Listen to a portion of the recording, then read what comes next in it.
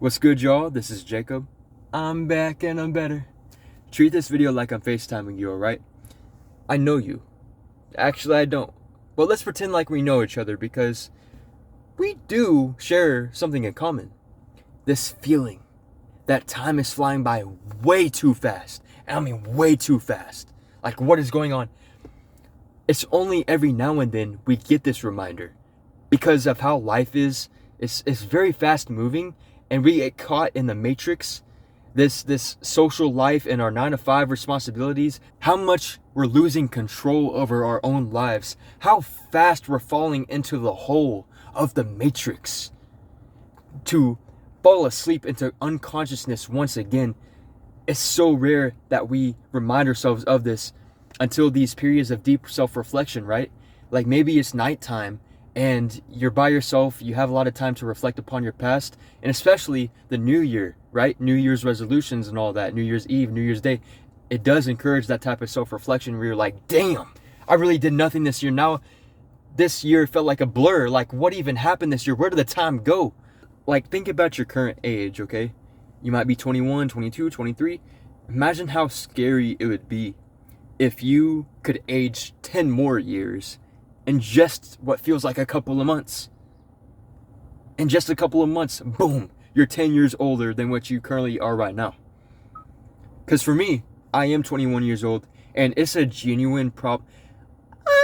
It's not really a problem when I'm the equation in a spiritual sense, but it still feels like a problem, for real, that I could turn 31 tomorrow. Like, the experience of time flying by so fast that I could literally blink as I'm recording this video, and while you blink watching this video, both of us could be 31 years old tomorrow. Not in a literal sense, but in what we experience. We could be 31. And then another blink, oh my God, I'm 81 and I'm on my deathbed. Am I feeling regret for not having lived life fully? Or am I just embodying peace? Like, am I feeling an abundance, an overwhelming amount of peace, and just ready to move on to the next realm, the afterlife? Like, which one is it? You know what I'm saying? Like, man, it's only scary if you know you are not living life to the fullest. But we're so young, we have the potential to make things right. You know, we have the potential to go down the right path. Like, for real, for real.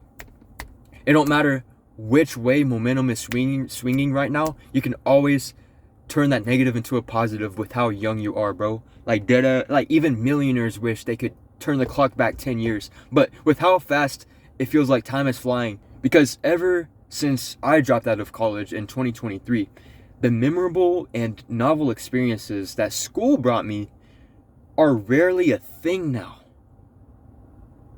I've adopted monotony, you know, and the 9-to-5 just only advances that. Sure, all of the stuff we experience on social media now might be novel, but it's not memorable, because think about how we use social media, especially the short form kind, because we're addicted to the short form as society, right? If you're scrolling through boom, boom, boom, boom, boom, how many of these TikToks and Reels and Shorts are truly memorable? Like, I forget about 99.9% of these short forms by the next morning. Even by the night. By the night, I've made a right, cut the lights, and done forgot about everything I watched. After all, the only memorable thing on social media is connecting with the content creators and the community.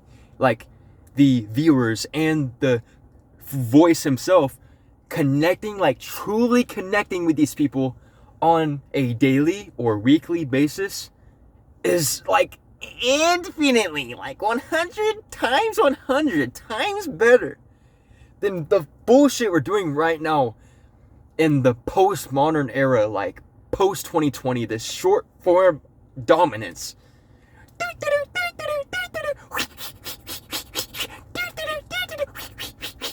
It is so stupid, because what part of it is memorable? Who are we connecting with?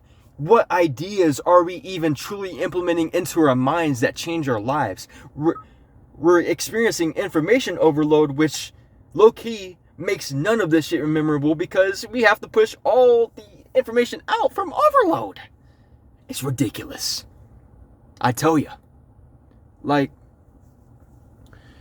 monotony has a greater impact on time perception. And even though social media and the various kinds of creativity that is presented are novel experiences, they are not memorable experiences. And so this monotony, I will still call it that, has a greater impact on time perception. And also because it's a mindless distraction, you know? It's just simply a mindless distraction where I can be on X for hours and watching porn for hours on end. And I've wasted 5 hours by the time I log off the app. It's 2 a.m. at night. And I'm supposed to be asleep by now, but I just now got off X or whatever porn website. And I'm just like, oh my God, I just came back from the void. And I literally threw 5 hours of my valuable time on this earth into a black hole of the universe. This is not how life is supposed to be lived. I came up with my own quote, and it's a legendary quote that I would like you to maybe comment down below or repeat to yourself out loud, okay? Feel free to repeat this to yourself out loud or in a whisper. Years without memories collapse.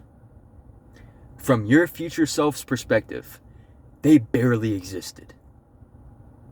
Okay, so in my case, my 2026 and beyond self, who's accomplishing things for real, will recall 2025 as mostly a void.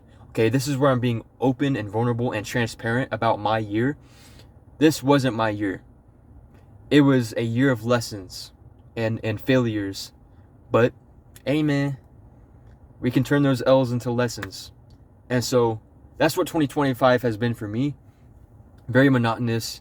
And I basically felt like it was a void. Like, I don't even remember it. It's a blur to me now. You know what I'm saying? And last week I was sitting in lotus position, you know, the meditative position, with my friend in his bedroom. And all I could realize was my desire to slow down time. Like, I feel like you have this desire too, right? This desire to slow down time. I feel like it's arising out of my fear of death. Like, because death feels like tomorrow. That's how fast time is flying by. Death feels like it could be tomorrow. You know? And yet, fear of death isn't the root. It's more so fear of an unlived life.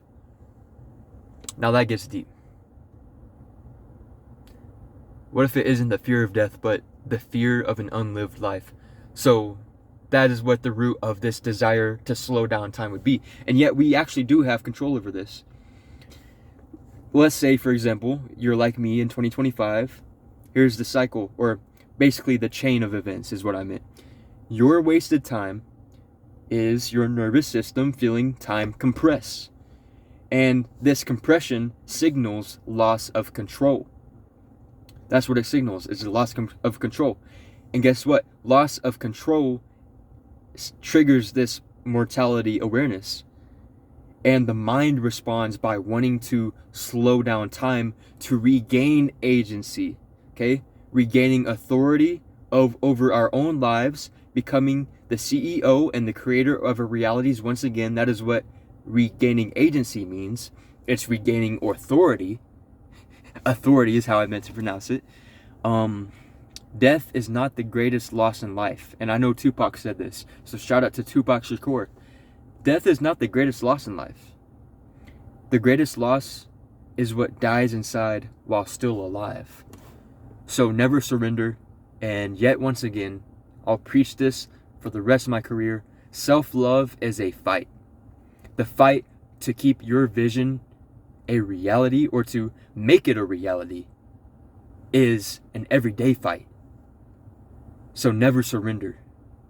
No wonder why I was more joyful when I was off social media, when I was not watching pornography for 270 days straight. And I did that before. For 270 days straight, abstained from pornography, and looking back upon it, I don't know if I have a nostalgia bias where I removed negative things I experienced from the journey to 270 days, but I still remember me being more joyful and just smiling more often and loving life more when I was off social media and doing these digital detoxes, when I was on NoFap and abstaining from pornography for 9 months straight, right? And when I was in school and connecting with people my age and just talking and just having conversations. And what makes me happy now is deepening my level of understanding of reality and God and my own mind and psychology and sociology. It's my new fascination and obsession now, is understanding these very important things that, create self-actualization. And I know I've fallen off this habit, but logging everything I do on Google Sheets. See, Alex Hormozy gave this advice to every 15 minutes you have an alarm go off, and when that alarm goes off every 15 minutes, you type in on Google Sheets what you did during those 15 minutes. And it's right next to the left block, which says what time it is. And boom, you get to reflect upon the past 15 minutes, the past day, the past week, past month, with all these Google Sheets. That is a compilation of you ringing the alarm every 15 minutes. You know what I'm saying? And you get to look back upon how you spent that time for real.